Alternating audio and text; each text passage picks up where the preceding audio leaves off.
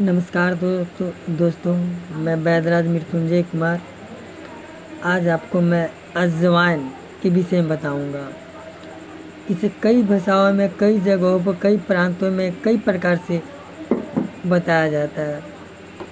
जैसे संस्कृत में यावनी, अजमोदिका, दीप्यका, हिंदी में अजवाइन बोलते हैं, गुजराती में अजमो बोलते हैं, मराठी में ओवा बोलते हैं, तेलुगु में बामू बोलते हैं, फारसी में नाना खा बोलते हैं, पंजाबी में अजवाइन जवैन बोलते हैं, बंगाली में से जुवान बोलते हैं। यह भारतवर्ष में अजवाइन का प्रयोग औषधि के रूप में बहुत प्राचीन काल से ही हो रहा है। प्रसूति के बाद स्त्री को इसका विशेष रूप से सेवन कराया जाता है। इससे अन्न का पाचन ठीक होता है, भूख अच्छी लगती है, गर्भाशय की शुद्धि एवं पीड़ा दूर होती है। प्रसव के पश्चात या बाद इसके चूर्ण की पोटली बनाकर योनि में रखने से माता का गर्भाशय शुद्ध होकर टाइट हो जाता है और गर्भाशय से दुर्गंध आना बंद हो जाता है, जल स्राव समाप्त हो जाता है, गर्भाशय कीटाणु का प्रकोप नहीं हो पाता है। पाचक औषधि के रूप में इस बूटी ने बहुत प्रसिद्धि पाई है। अजवाइन में चिरायता का कटु पौष्टिक गुण, हींग का वायुनाशक गुण, काली मिर्च का अग्निदीपक गुण, इसी कारण कहा गया है एकायावनी सतमनपातिका, अर्थात अकेली अजवाइन ही सैकड़ों अन्नों को पचाने में का काम रखती है। यदि गेहूं का आटा, मिष्ठान आदि न पचता हो तो इसमें इस चूर्ण को मिलाकर खाना चाहिए। शरीर में कहीं भी वेदना होती हो तो इसे पानी में पीसकर लेप करें और ऊपर से धीरे धीरे सेक करें। अजवाइन ठीक हो जाता है। अजवाइन को आग पर डालकर उसकी धूप को धूपित करने से अंग दर्द दूर होकर पसीना आता है और देह की शुद्धि हो जाती है। यह छोटे 3 से 4 फीट पौधे के रूप में विकसित होते हैं। कहीं कहीं तो ये 5 से 7 फीट तक भी पाए जाते हैं। फरवरी अप्रैल में पुष्प और उसके बाद इसमें फल लगते हैं। इसके अंदर एक प्रकार का सुगंधित उड़नशील द्रव्य होता है जिसे अजवाइन का फूल सत्व का अंग्रेजी में थाइमोल कहते हैं। अजवाइन को पानी में भिगोकर भाप के द्वारा इसका सत्व निकाला जाता है जिसे थाइमोल कहते हैं।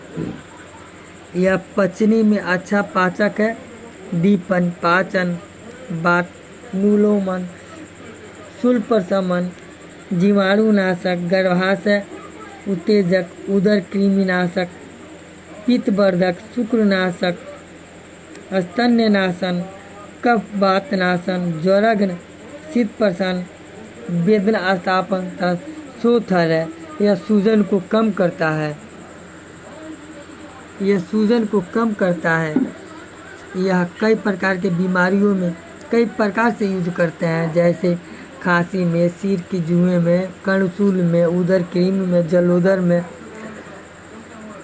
सर्दी जुकाम, उल्टी, दस्त, हैजा, अतिसार, कीटदंश, जैसे कीटदंश में बिच्छू, तताया, भौंरी, मधुमक्खी इत्यादि जहरीले कीटों के दंश पर इसके द्वारा बनाए हुए अमृत धारा को लगाने से शांति मिलती है और ठीक हो जाता है।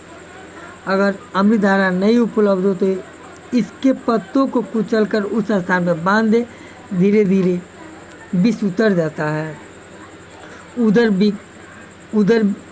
विकार में यह बहुत अच्छा प्रयोग में आता है। पेट की सारी बीमारियों को दूर करके मन को शांति प्रदान करता है, शरीर को स्वस्थ रखता है।